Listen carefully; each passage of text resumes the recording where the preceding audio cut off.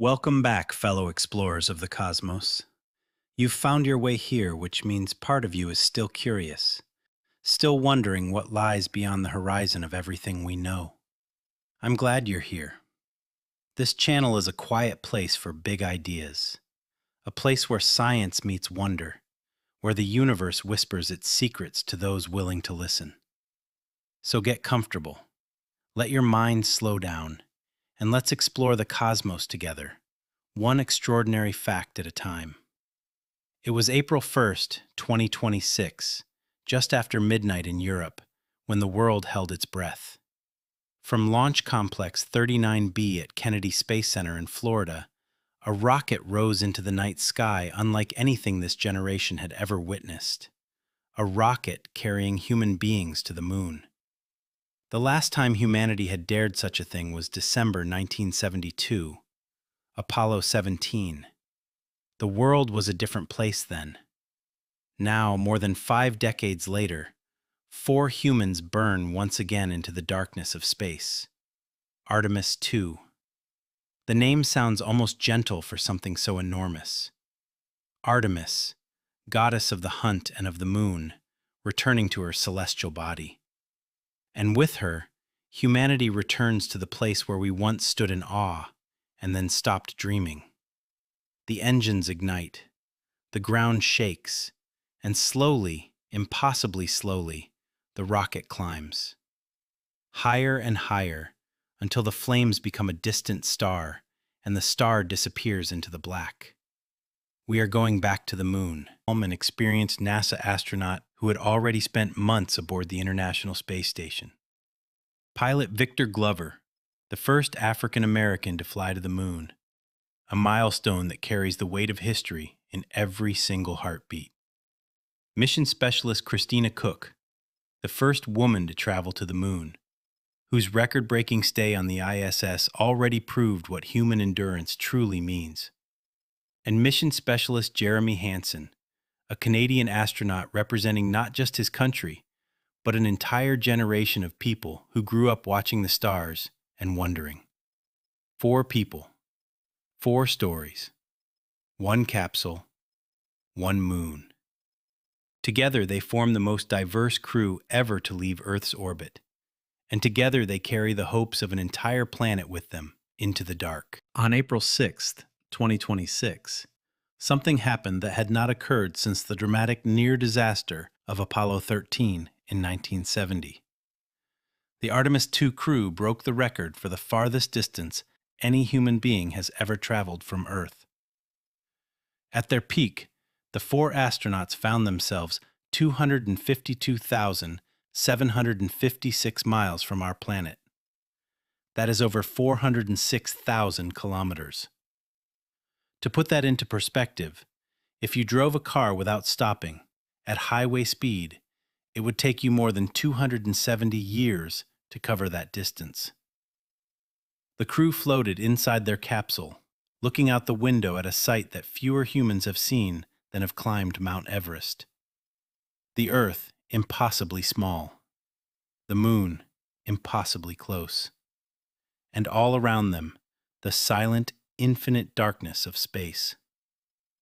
In that moment, they were the most isolated human beings in the history of our species. The rocket that carried Artemis II into space is called the Space Launch System, or SLS, and it is, by almost every measurement, the most powerful rocket ever to successfully launch humans into space. Its engines produce more thrust at liftoff than the legendary Saturn V that carried the Apollo astronauts to the moon, the very rocket that engineers of the 1960s called the greatest machine ever built by human hands.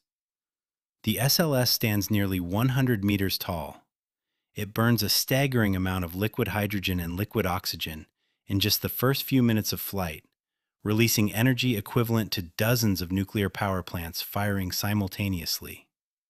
The ground trembles for miles around the launch pad. Windows rattle in buildings kilometers away. And yet, amid all that raw, almost incomprehensible power, 4 human beings sit calmly at the top, trusting in the work of thousands of engineers, technicians, and scientists who spent years making sure every single bolt, every sensor, every line of code was exactly right. Inside the SLS rocket sat the Orion spacecraft, the vehicle that would become home for 4 astronauts for nearly 10 days. Orion is the most advanced crewed spacecraft ever built. It was designed from the very beginning to go farther than any human spacecraft since Apollo, with radiation protection, life support systems, and navigation technology that simply did not exist 50 years ago. The crew module, where the astronauts live and work, is surprisingly compact, roughly the size of a large minivan. 4 people, living and sleeping and eating and conducting science in a space you could almost fit in your living room. And yet, every square centimeter of that space was designed with extraordinary care. The temperature is controlled. The air is recycled. The water is reclaimed. The systems are redundant. Because in space, there is no margin for error. And the people who built Orion knew that better than anyone. One of the most remarkable things about Artemis II is something many people outside Europe may not know. The engine that powered the Orion spacecraft, the module that controlled propulsion, provided electricity, managed thermal regulation, and kept the crew alive in the vacuum of space, was not built in America. It was built in Europe. The European Service Module, constructed by Airbus Defence and Space and largely assembled in Bremen, Germany, represents the most significant contribution a non-American entity has ever made to a crewed lunar mission. For the first time in the history of human spaceflight, a non-American system transported astronauts toward the moon. The engineers in Bremen, who spent years designing and building this module, watched the launch in the middle of the night, and when the rocket cleared the tower, some of them wept. Because that was their work, writing a pillar of fire into history. Christina Koch became the first woman in human history to travel to the vicinity of the moon. Think about that for a moment. Since the very beginning of the space age, since Yuri Gagarin orbited Earth in 1961, since Neil Armstrong stepped onto the lunar surface in 1969, no woman had ever traveled beyond low Earth orbit. For 65 years, that frontier remained unbroken. Christina Koch broke it. She floated to the window of the Orion capsule and looked at the moon from a distance no woman had ever achieved. She had already broken records. She holds the record for the longest single spaceflight by a woman, spending 328 days aboard the International Space Station. But this was different. This was the moon. And when future generations look back at the history of exploration, her name will be there, permanently, in the light of that ancient silver world. Victor Glover became the first African American to travel to the moon. The weight of that sentence is almost impossible to fully grasp. The history of the American space program is complex. For decades, extraordinarily talented black scientists, engineers, and pilots were excluded, overlooked, or forgotten. The hidden figures who calculated trajectories by hand, the test pilots who were passed over, the dreamers who were told the stars were not for them. Victor Glover flew to the moon for all of them. He sat in that capsule as pilot, one of the most technically demanding roles in any crewed mission, and he performed it with precision, with grace, and with the quiet understanding that he was not just making history for himself, but for every person who was ever told their dreams were too big. The first Canadian to the moon. Jeremy Hansen became the first Canadian and the first non-American to travel to the moon. Canada has been a partner in space exploration for decades, contributing the iconic Canadarm robotic systems to the Space Shuttle and the International Space Station. But no Canadian had ever left Earth orbit. Hansen changed that. He floated above the lunar surface and looked down at craters that were formed billions of years before any human being existed. He spoke about it with a quiet wonder that astronauts often carry, the sense that words cannot quite capture what the eyes are seeing. His presence on Artemis II was a signal to the world. The future of space exploration belongs not to one nation, but to all of humanity, working together, looking upward together, dreaming together. 10 days in space. The Artemis II mission lasted nearly 10 days from launch to splashdown, April 1st to April 10th, 2026.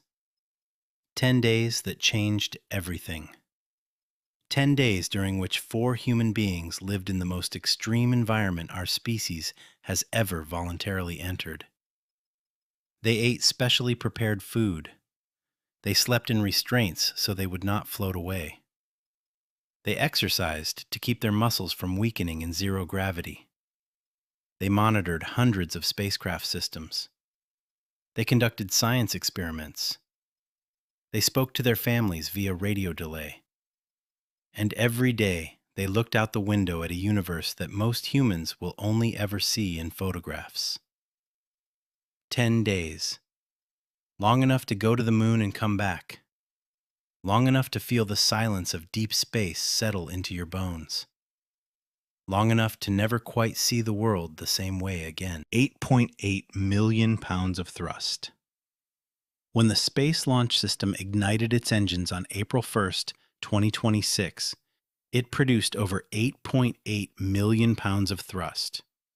That number is almost impossible to visualize. Imagine the weight of roughly 40 fully loaded Boeing 747 jumbo jets. And then imagine that weight being pushed upward with enough force to escape Earth's gravity entirely. The sound alone was felt in the chest of every person standing within miles of the launch pad. The ground shook. The air vibrated. Birds fled from trees kilometers away.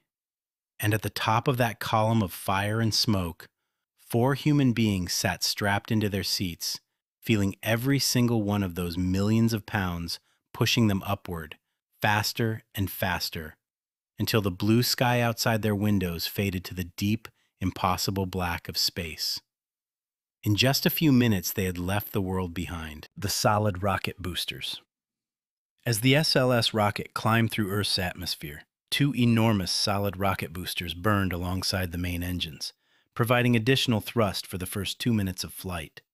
These boosters are among the most powerful solid rocket motors ever flown. Once their fuel was exhausted, they were jettisoned, falling away from the rocket in a carefully choreographed sequence, tumbling back toward the ocean far below.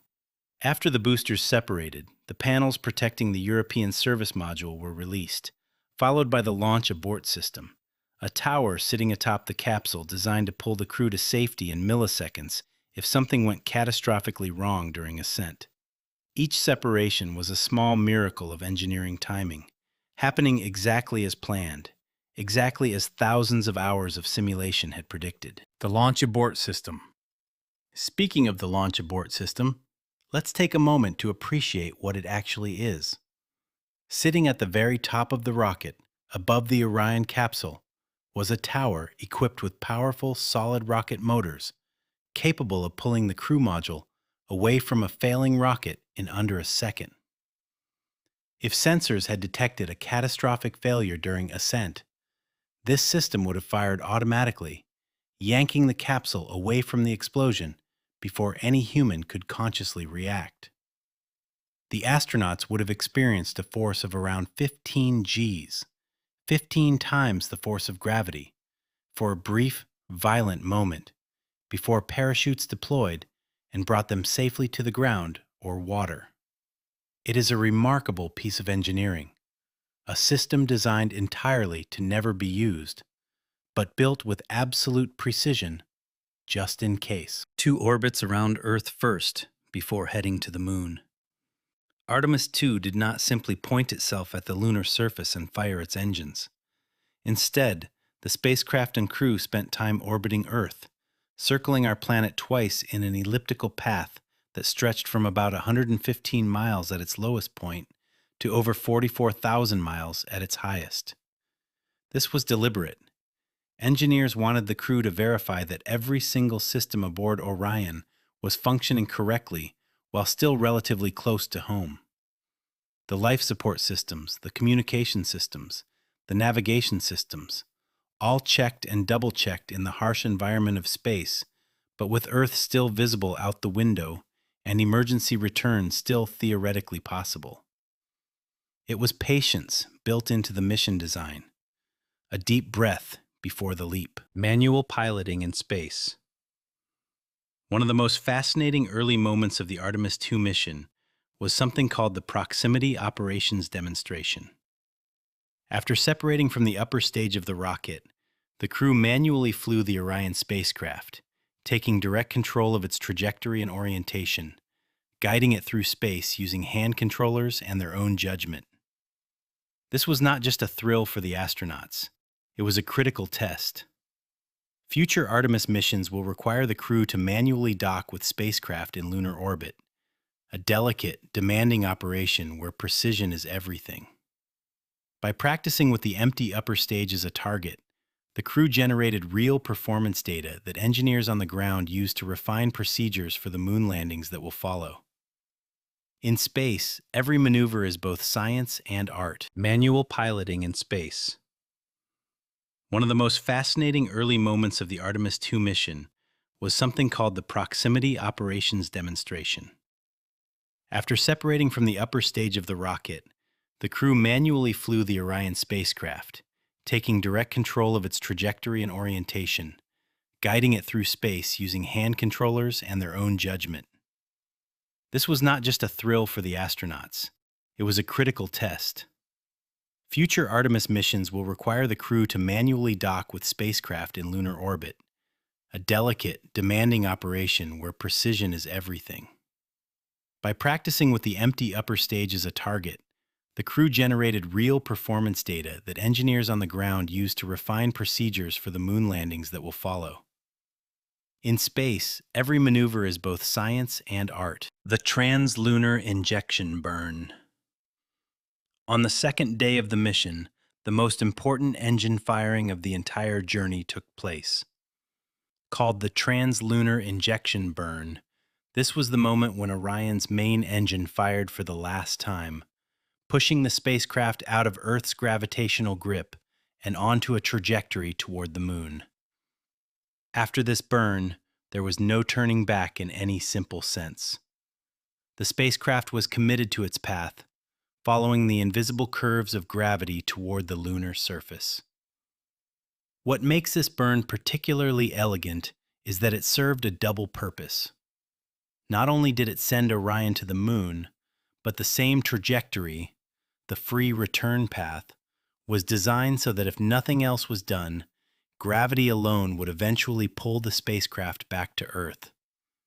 Nature itself became the safety net. The free return trajectory. The free return trajectory deserves its own moment of appreciation. It is a concept born from orbital mechanics, the mathematics of how objects move under the influence of gravity. By carefully calculating the angle and speed of the translunar injection burn, mission planners designed a path that looped around the moon and curved naturally back toward Earth, requiring no additional engine burns for the return journey. This is the same type of trajectory that saved the lives of the Apollo 13 crew in 1970, when an explosion crippled their spacecraft, and they used the moon's gravity to slingshot themselves home. For Artemis II, the free return path was not an emergency measure. It was the plan from the beginning. Elegant, efficient, and quietly beautiful in its reliance on the fundamental forces of the universe. 4 days to the moon.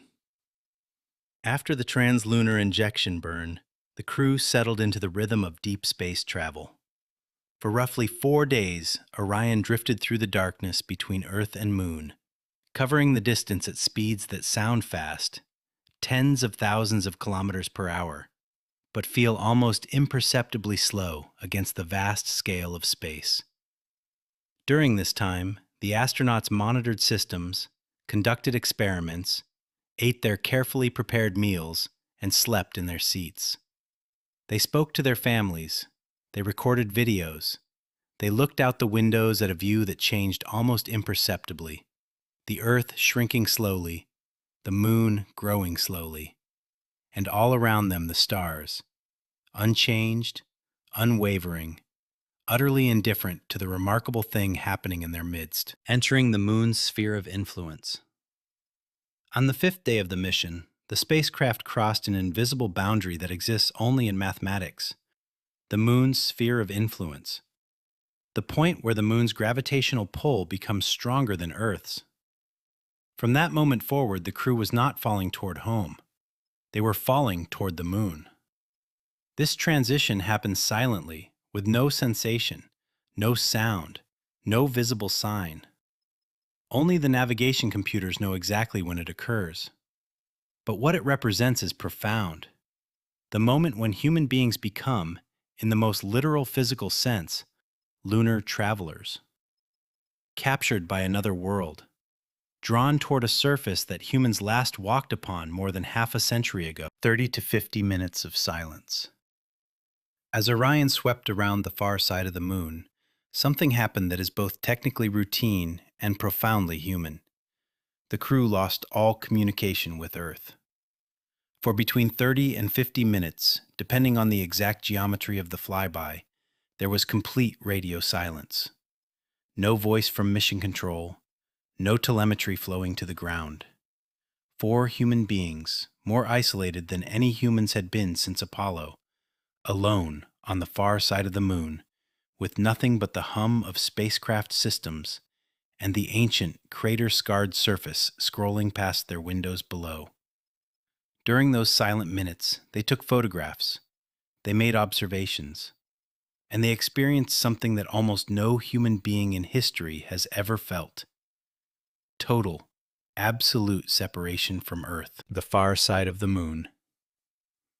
The far side of the moon is one of the most alien landscapes in the solar system, and yet it has never been seen by human eyes from this close before Artemis II. Unlike the near side, which faces Earth and contains the dark volcanic plains we see from our backyards, the far side is almost entirely covered in ancient impact craters, densely packed and overlapping, scarred by billions of years of bombardment. There are no large dark plains, no familiar patterns, just a pale, battered, ancient surface stretching to every horizon. The crew of Artemis II photographed it through the windows of Orion, capturing images that scientists on the ground eagerly studied in the days that followed. Each photo was a data point. Each data point was a small piece of a very large puzzle. The record broken. On April 6, 2026, at 7:07 in the evening Eastern Time, the Artemis II crew broke the record for the farthest distance any human being has ever traveled from Earth. The previous record had been held since 1970, set by the crew of Apollo 13 during their harrowing emergency return from the moon. For 56 years, no human had traveled farther from our planet. Then, quietly, mathematically, the Orion spacecraft crossed that invisible threshold at 248,655 miles and kept going. The crew reached a maximum distance of 252,756 miles, over 406,000 kilometers from Earth. In the grand scale of the universe, this is an infinitesimal distance. But in human terms, in the terms of what our fragile bodies have dared to do, it was the farthest any of us had ever gone. What Earth looks like from there. From a distance of 252,756 miles, the Earth does not look like a planet. It looks like a marble, a small, luminous sphere hanging in an absolute blackness, so total it seems almost solid. The crew could cover the entire Earth with their thumb held at arm's length. Every human being who has ever lived, every city ever built, every ocean ever sailed, reduced to something smaller than a fingernail. The astronauts described this view in different ways. Some used words like humbling. Some said peaceful. Some simply went quiet. There is a psychological phenomenon that astronauts and space scientists call the overview effect. a shift in perspective that occurs when a human being sees Earth from space and suddenly, viscerally understands its fragility and its preciousness. 4 people felt it from farther away than any humans in history. The moon as a basketball. At their closest approach to the moon, the crew of Artemis II saw something that no human had seen from this vantage point in over 50 years. The lunar surface filling a significant portion of their windows. NASA described it this way. From the distance of the flyby, the moon appeared roughly the size of a basketball held at arm's length. Which sounds small until you realize you are looking at a world, a real, full, ancient world, 3,474 kilometers in diameter, pocked with craters, some of which are wider than entire countries, lit by the harsh, unfiltered light of the sun with no atmosphere to soften it. Stark, white and gray and black, utterly still, profoundly, overwhelmingly real. Victor Glover's words. Victor Glover, pilot of Artemis II and the first African American to travel to the moon, spoke about the experience with a quiet intensity that resonated around the world. He talked about looking at the lunar surface and thinking about all the people who had looked up at that same moon from Earth. People who had been told for generations that the sky was not for them, that exploration was not for them, that the future was not for them.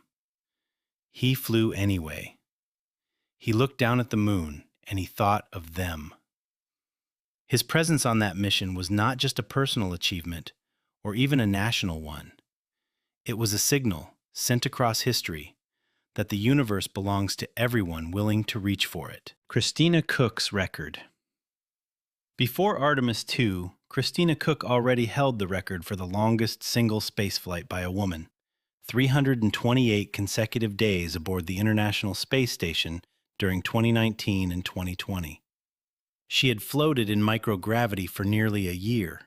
She had watched 5,248 sunrises from orbit. She had participated in the first all-female spacewalk in history. And then, years later, she strapped herself into a different spacecraft, pointed at a different destination, and became the first woman in human history to travel to the vicinity of the moon.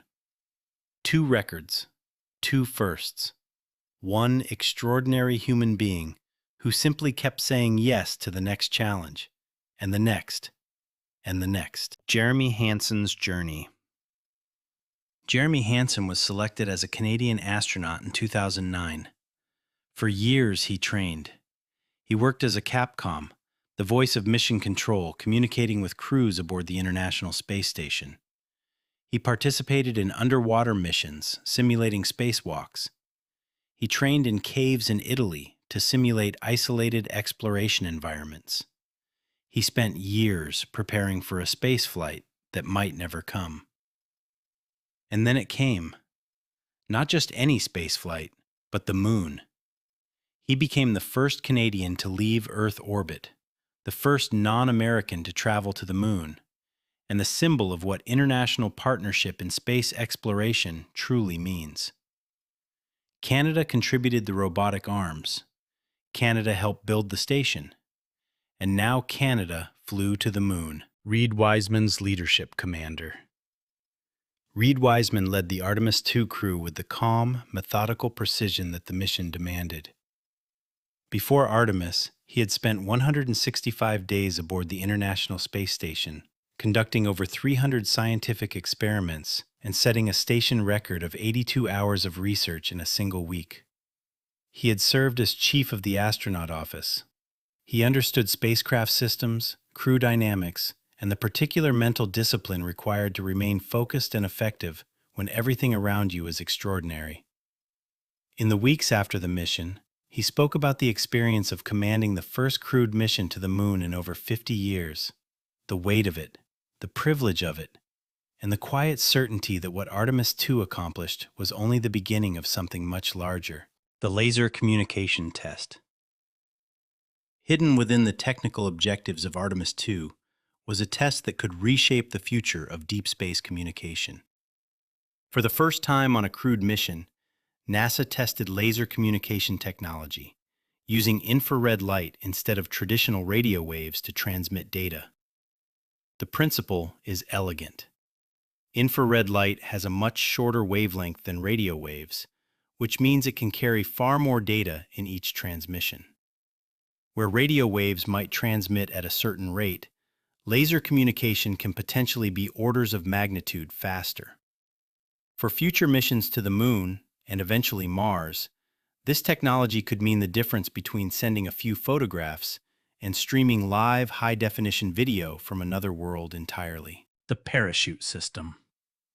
When Orion re-entered Earth's atmosphere on April 10, 2026, it was traveling at roughly 40,000 kilometers per hour, faster than a speeding bullet, faster than almost anything humans have ever built. And it needed to slow down to about 30 kilometers per hour before hitting the water. The solution was a carefully choreographed sequence of parachutes. First, at 25,000 feet, 2 drogue parachutes, each 23 feet across, deployed, slowing the capsule to 307 miles per hour. Then, at 9,500 feet, 3 pilot parachutes pulled out the 3 enormous main parachutes, each 116 feet in diameter. Together, these 3 massive canopies slowed Orion from 130 miles per hour all the way down to 17 miles per hour at splashdown. Engineering, precision, silk and nylon and mathematics against the pull of gravity. Re-entry heat. As Orion plunged back into Earth's atmosphere, the friction between the spacecraft and the air molecules created temperatures around the heat shield of approximately 3,000 degrees Fahrenheit, nearly half the temperature of the surface of the Sun. At those temperatures, the air itself becomes plasma, a superheated, electrically charged gas that glows with an eerie light visible from the ground below. This plasma also blocks radio signals, cutting off communication between the crew and mission control for several minutes during the most violent part of re-entry. The people on the ground simply had to wait, watching their telemetry screens go blank, trusting the heat shield, trusting the engineers who built it, trusting the physics that said it would work. It did. The heat shield.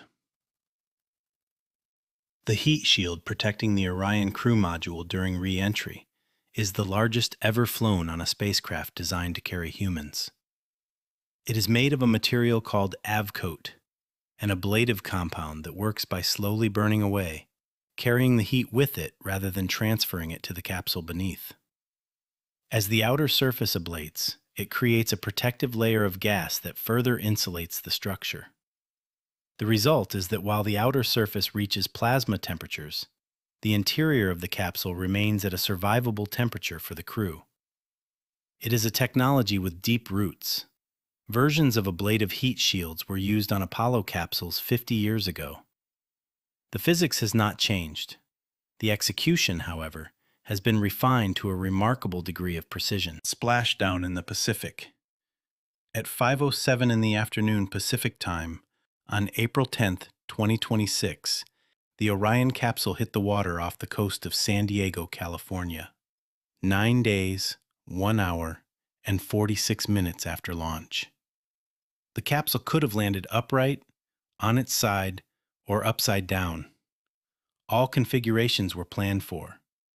5 orange airbags inflated automatically around the top of the capsule, righting it to an upright position in the water so the crew could safely exit. U.S. Navy recovery teams were waiting nearby. Within 2 hours, all 4 astronauts were aboard the recovery ship, tired, disoriented from gravity after days in weightlessness, and carrying with them the experience of having traveled farther from Earth than any human being in over half a century. 3,800 suppliers across 49 states. The Artemis II mission was not built by a handful of people in a single facility. It was built by more than 3,800 suppliers spread across 49 of the 50 U.S. states, an almost incomprehensible network of factories, workshops, laboratories, and engineering firms, each contributing some piece of the enormous puzzle. A company in one state manufactured bolts. A company in another state produced specialized electronics. Universities contributed research. Small businesses contributed components. Large aerospace corporations contributed entire rocket stages. Every one of these contributions had to be perfect. Every tolerance had to be met. Every test had to pass. And when the rocket rose from the pad and the mission succeeded, every one of those 3,800 suppliers shared in something historic. 10 European countries. The European service module that powered and sustained the Orion spacecraft was not built by a single country. Workers and suppliers from 10 European nations contributed to its construction. Germany, Italy, Switzerland, France, Belgium, Sweden, Denmark, Norway, Spain, and the Netherlands. Components were designed and manufactured across the continent, then shipped to the Airbus facility in Bremen, Germany, where the module was assembled. It was then transported to NASA's Kennedy Space Center in Florida, integrated with the American-built Crew module, and launched to the Moon. In a very real sense, Artemis II was not an American mission. It was a human mission, assembled from the best work of a dozen nations, united by the oldest impulse our species has, the desire to explore. The countdown began 49 hours before launch. The countdown for Artemis II did not begin hours before launch. It began 49 hours and 50 minutes before the rocket left the ground. In those nearly 2 days, an enormous team of engineers and technicians worked through a precisely choreographed sequence of hundreds of tasks. Fueling systems were prepared. Batteries were charged. Computers were activated. The rocket was checked and rechecked at every level. The crew went through their own preparation. Medical checks, suit fittings, briefings. Weather was monitored continuously. And built into the countdown were deliberate pauses, hold periods where the clock intentionally stopped, giving teams extra time to complete tasks or address issues without pressure. Every second of those 49 hours was planned. Nothing was left to chance. The weather rules. One of the least glamorous, but most critical aspects of launching a crewed mission to the Moon is the weather. NASA's launch weather criteria for Artemis II ran to dozens of specific rules covering temperature, wind speed, lightning probability, cloud formations, precipitation, and even solar activity. The rocket could not launch if lightning had been observed within 10 nautical miles of the flight path within the previous 30 minutes. It could not launch through certain types of cloud formations that could accumulate electrical charge. It could not launch if solar activity was severe enough to threaten the rocket's electronics. Every rule existed because someone, at some point in the history of spaceflight, had learned the hard way what happens when you ignore the sky. Radiation in deep space. Beyond Earth's protective magnetic field, space is filled with radiation. High-energy particles streaming from the sun and from distant cosmic sources across the galaxy. Astronauts aboard the International Space Station are partially shielded by Earth's magnetosphere. Astronauts on Artemis II were not.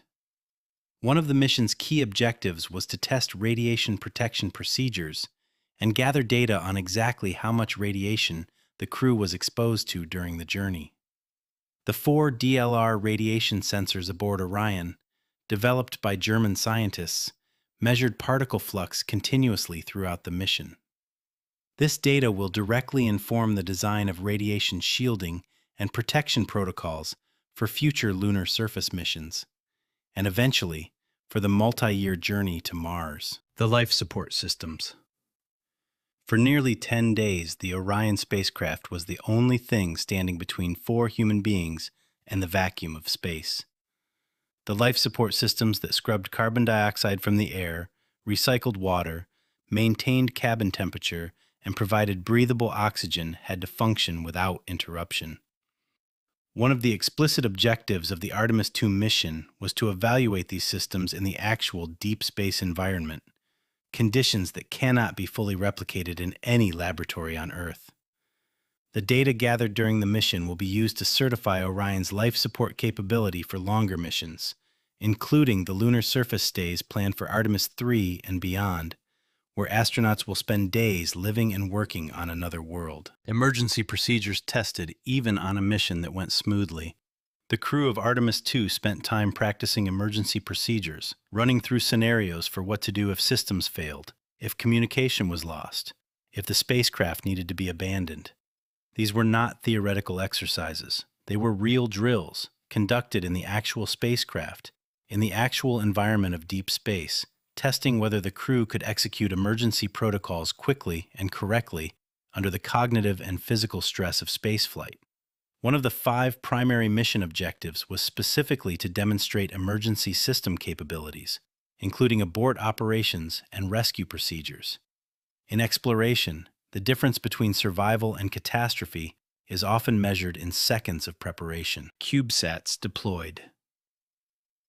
5 minutes after Orion separated from the upper stage, a series of small satellites called CubeSats were deployed into space, released at 1-minute intervals. These tiny spacecraft, some no larger than a shoebox, carried a variety of scientific instruments designed to conduct experiments in the deep space environment. CubeSats represent a revolution in space science. Small, relatively inexpensive, and capable of doing real science in environments previously accessible only to large, costly missions. The Artemis II launch provided a rare opportunity to deploy these satellites directly into a high-energy trajectory, giving them access to regions of space that would be difficult to reach any other way. Each one was a small investment in a larger future. What happens to the upper stage after completing its work? Boosting Orion into the high Earth orbit that began the mission, the interim cryogenic propulsion stage, the rocket's upper stage, performed one final task. It fired its engine one last time in a disposal burn, directing itself toward a controlled re-entry over the Pacific Ocean, where it burned up harmlessly in the atmosphere. Nothing was left to become space debris. This attention to orbital cleanliness is not just good housekeeping. It is an increasingly critical practice as the number of objects in Earth orbit grows. Every mission that leaves something behind adds to a growing problem. Every mission that cleans up after itself is a small step toward a more sustainable future in space. The Orion name. The spacecraft that carried 4 humans to the moon is named Orion. Specifically, the Orion capsule for Artemis II was named Integrity. Each Orion crew module receives an individual name chosen by NASA, continuing a tradition dating back to the Apollo program, when capsules were given names like Columbia, Eagle, and Odyssey. The name Integrity was chosen with intention. It speaks to the engineering integrity of the spacecraft and the systems that had to work perfectly. It speaks to the personal integrity of the crew and the thousands of people who supported them. And perhaps it speaks to something larger, the integrity of the commitment humanity made and then abandoned and is now making again, to explore beyond our world, honestly, carefully, and with full understanding of the risks. The Zero Gravity Indicator.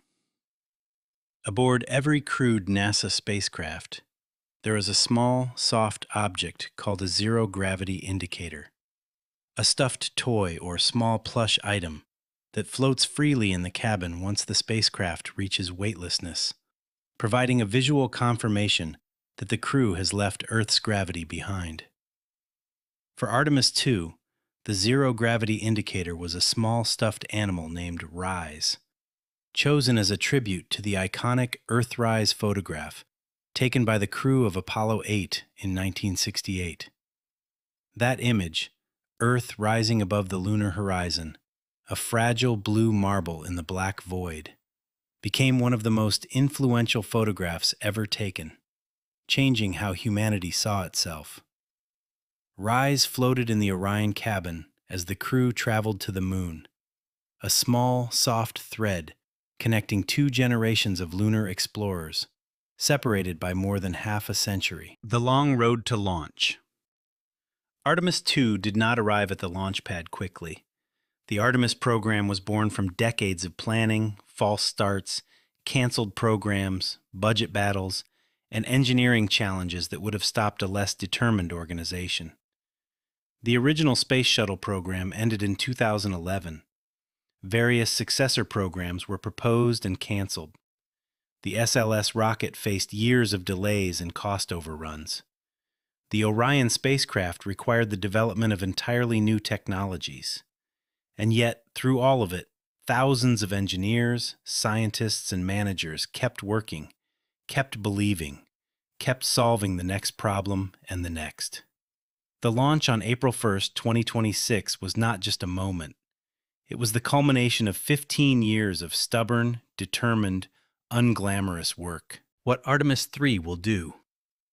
Artemis II was a test flight, magnificent, historic, and essential, but not a landing.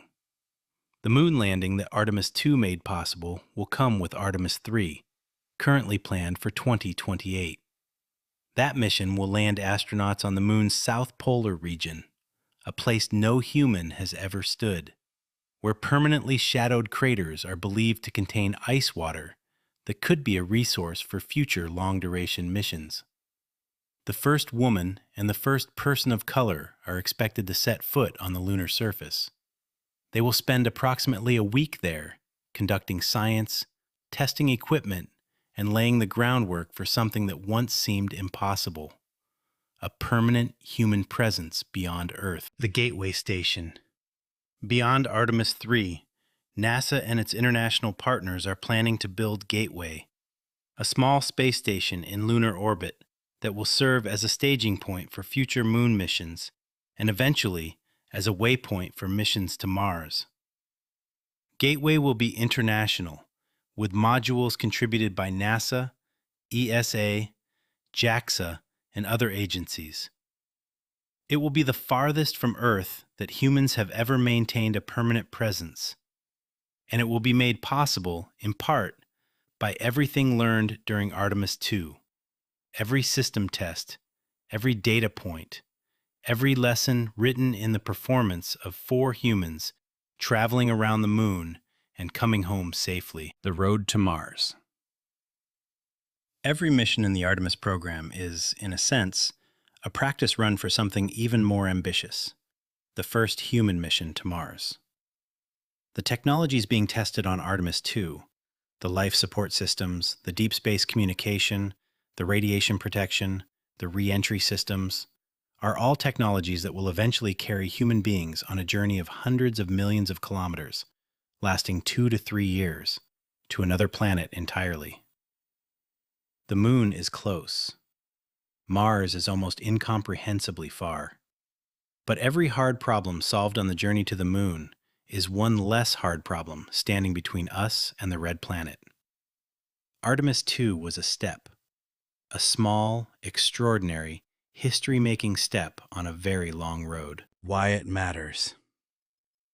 In the end, why does any of this matter? Why spend the money, take the risk, accept the years of delay and difficulty and uncertainty? The answer is different for different people. For some, it is science, the knowledge we gain about the moon, about deep space, about the biology of human beings in extreme environments. For some, it is economics, the technologies developed for space exploration that find their way into medicine, materials science, and computing. For some, it is inspiration, the children watching the launch who will grow up to become engineers, scientists, explorers.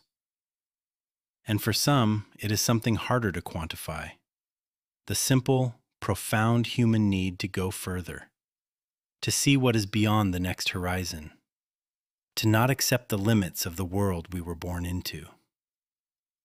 Artemis II flew to the moon because we are, at our best, a species that reaches. And when we reach, sometimes, Not always, but sometimes, we touch something extraordinary. And that brings us to the end of tonight's journey. 50 facts, one mission, and a universe that is still out there, waiting. If you made it this far, whether your eyes are closed or still open, I hope something in these stories gave you a sense of what is possible, what humans are capable of when we decide that the horizon is not a limit, but an invitation. The moon is still up there right now. The same moon the Artemis II crew looked down upon from 252,000 miles away. The same moon that has watched every civilization rise and fall on this small blue planet below it. It has not changed. But we have. We are going back. And this time, we are not leaving. If you enjoyed this video, there is more waiting for you here on this channel. Every week we travel somewhere new, somewhere strange and beautiful and true. All you have to do is close your eyes and listen. Sleep well, fellow explorer. The cosmos will still be here when you wake up, and so will we.